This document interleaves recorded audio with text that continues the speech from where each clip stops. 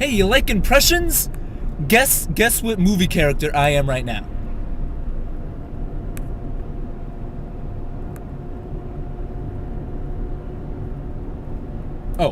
Oh, you give up? Silent Bob, duh! Why are we here? Because we're here, roll the bones, roll the bones. Why does it happen? Because it happens, roll the bones, roll the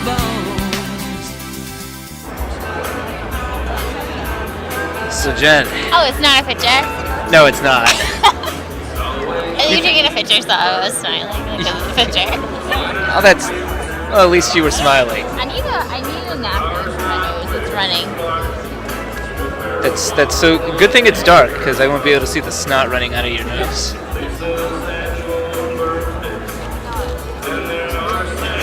Yeah. Stop taping me. So Jen, tell our viewers who we're here to see tonight. Well, who I'm here to see. I kind of dragged you along. Mark is here to see Kevin Smith because this was his birthday present, which I bought him instead of shoes, even though he wanted shoes for his birthday. Which most people do not want shoes for his birthday, but he did. But I bought him this instead. To be specific, I wanted Pink Floyd Converse shoes, which were limited edition. Yeah, so it's kind of a big deal. Anyway, this is better than shoes. Yeah, I know, right? So, yeah. So, what are you gonna ask him? Nothing. Oh, really? You should ask him something. Especially when you win that bingo. I'll show them your bingo card. This is Mark's bingo card. Yeah, that's the bingo card. Kevin Smith's bingo. Pink crayon. Oh, This is Mark's crayon. It's pink. That's his favorite color. Yeah, about that. So, a lot of Kevin Smith words on here. I hope Jen wins, just so I can hear her say "fuck" in a microphone.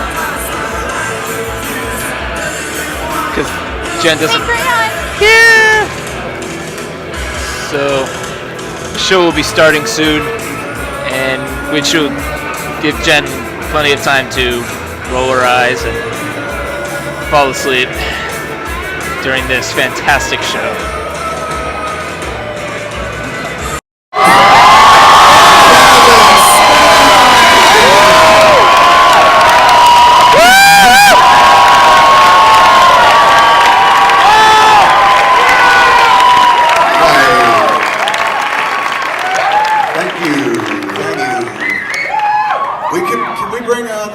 Up so I can see people.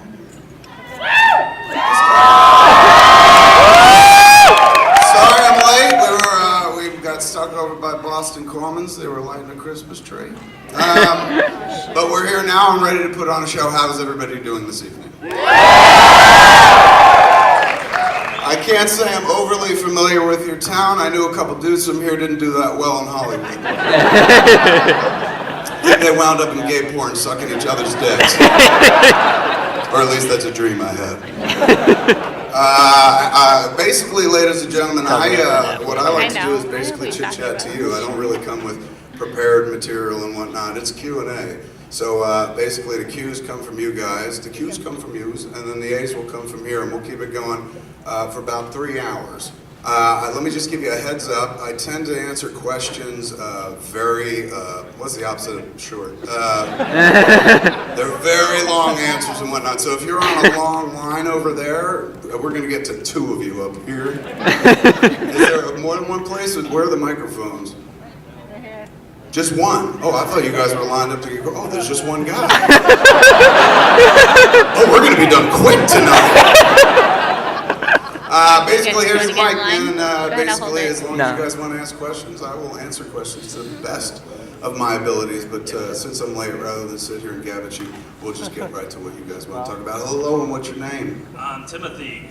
Tim, right on. All right, man. Set the tone, Tim. It's Boston. All right. I saw your 40th birthday party.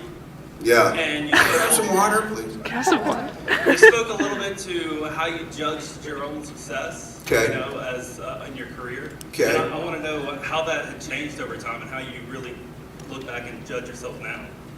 So you want to get in the funny stuff right away. I didn't know we'd be doing career retrospective. I guess that's why the chair is here. They're like, well, I really thought Mallrats would work. And Jersey Girl and Cop Out. How do I gauge success? At this point, I'll be honest with you. Today was a great day for the organization. They announced that our film Red State is going to Sundance in January. Now, I will be completely honest with you. Back in the day, that kind of thing would send me into spasms of fucking ejaculatory, ropey, arcing ropes of jism. Because there was so much press on it. Like, there were a lot of press releases for, the movie got in, it wound up in a lot of places that kind of cover the business that I'm in. And that kind of thing used to really excite me, and that was the margin of success, because when I was a kid, my mother made a big deal about, like, whenever one of us got our name in the newspaper, it was like, oh my God, you must be important, look, it's in print. So from a young age, Mom made me believe that kind of shit was important and whatnot. So when the movies got picked up, they started writing about me in newspapers. I'd bring it home, and soon my mother couldn't get into the refrigerator because it was just layered with fucking all these articles and shit. That would have been, today would have been a huge day for me, seeing all the press on like, hey, he's going back to Sundance for the first time in 17 years. But I don't know, that kind of thing doesn't do it for me anymore, because 2 years ago I discovered weed. I discovered weed, and basically it changed my life. It's weird because I wrote all those movies about stoners and shit, but I just made it up, Took some notes from friends and shit like that, observed some behaviors, but was never really that guy. And found it very, very late in life after, I guess it was on the set of Zack and Miri, man. I guess it was with Seth. I mean, yeah, that was definitely it. I mean, I'd smoked when I was younger, but not that much. Every once in a while with Muse. Muse wasn't a big smoker. He kind of went through his weed period very quickly. He was just like, where's the heroin? Straight to the fucking horse. So, I didn't do much of it in high school. I did it after high school. I guess it was the first time I smoked up. And I was with Jeff Anderson, ironically enough. He denies it. Probably because I made an awkward pass at him or something like that. But I didn't really smoke. I wasn't a big smoker until, I guess it was, Zack and Miri. And Zack and Miri, Malcolm kept coming up to me, my friend Malcolm. And he was just like, hey man, Rogan wants to get stoned with you. And I was like, well, I don't do that kind of thing. He's like, I know, but he doesn't know that. I was like, what do you mean? He's like, well, he sees the movies. He thinks like you are a stoner and shit like that. And I was like, all right, well, I guess I'll tell him that's not true. He's like, don't disappoint him. Dude opens movies to $30 million. I was like, all right, but don't just tell him I'm not really smoking now, and we'll figure it out later on or something like that. And Malcolm would come up to me throughout the production and remind me, it's like being able to smoke with Cheech and Chong. He's a legend. So at the end of the production, when Banks was all done and she took off, it was one last day with Seth. And we were pretty much done with our work, just a bunch of pickup shots. And I was just like, I sidled up to him and I was like, you know what, man? How about tonight, you and me go to the editing room and maybe smoke a joint, watch some of the footage and stuff. And he goes, finally! He came up and we smoked, and it was great. It was really great. I was one of these cats who wasn't sure how I'd be on weed and whatnot, but I was so good that night. I mean, the thing is, he's got amazing weed. I guess I was smoking ditch weed my whole fucking life. But this dude had weed where I was just like, I'm thin. It was amazing. It was fantastic shit. And I just liked who I was. All my inhibitions went away and shit. We could just sit there and have a conversation. None of this like, I made Clerks if you were in that mood. Just two fucking dudes that, like Canada a bunch. I think I like Canada more than he does. He was leaving. I tried to get there. But it was really, really great. And then after that night, though, that was it. I never kind of pursued it again because I didn't know how to go about it. Like, where does one get weed and stuff? My mother told me in the city. But that was when I was like 14 or something like that, and I didn't know which city she meant. So I was kind of at a loss, and really wasn't the kind of thing I normally pursue anyway. But I was cutting the movie, put Zack and Miri together, did all the posts and shit, cut it at my house. And the house I live in Los Angeles, I live in with my wife and my kid, and we also live with her parents. They live downstairs. We have a multi-generational household. It's a very inexpensive way to have a nanny, essentially. And also allows you to be a bit self-righteous with people that do have nannies and shit. Like, hey, Ben, you know, that kind of thing. So I was very, very, my God. I just spaced on the fucking Ben thing. I was like, why did I make a Ben nanny joke? Oh, because her parents live with us. All right, now I'm back. Jen's parents live with us. And basically they're kind of like, aside from being kind of the built-in help and whatnot, they're, you know, part of the family. Wonderful fucking people. Love them to death, sometimes even more than my wife. So much so that if my wife was like, I'm leaving you and I'm taking the kid, I'd be like, just leave your parents, that's fine. Totally cool. So we get along very, very well with them, but they do live with us all the time. They're in the house with us constantly. So they like to afford us opportunities to kind of date one another, because Jennifer and I didn't really have that. We kind of met, fucked, and had a child and got married, kind of all in the same day. So it didn't really afford us much time to just kind of hang out and date and do fun stuff and whatnot. So every once in a while, they'll just take the kid and go out. They used to have a house in Big Bear, which is kind of a little resort town up above us, and they'll go away for a couple days, and Jen and I have the house to ourselves. And when I was growing up, I lived with my parents, my brother and sister, so there were always people home. There were 3 bedrooms. My parents had theirs. My sister had her own, and I had one with my brother. But basically, there was always kind of somebody home and shit like that. So it wasn't like I could always have people, or more specifically, girls over to the house, because my parents would be there, and what are you doing kind of thing. I'm like, trying to get laid. They didn't want to hear that, you know. It wouldn't be till later that they were okay with that sort of thing. My brother wound up, you know, being gay later in life and marrying a guy. But when my brother came out to my parents were like, you could fuck in this house as much as you want.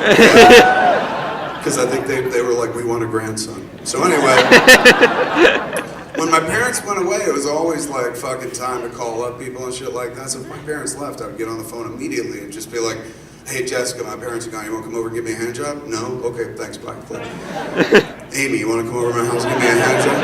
My parents go, no? Okay, bye, click. You know, keep going through the list until like your parents pull up and then you're just like, oh shit, my parents are home, I'm going to give myself a hand job.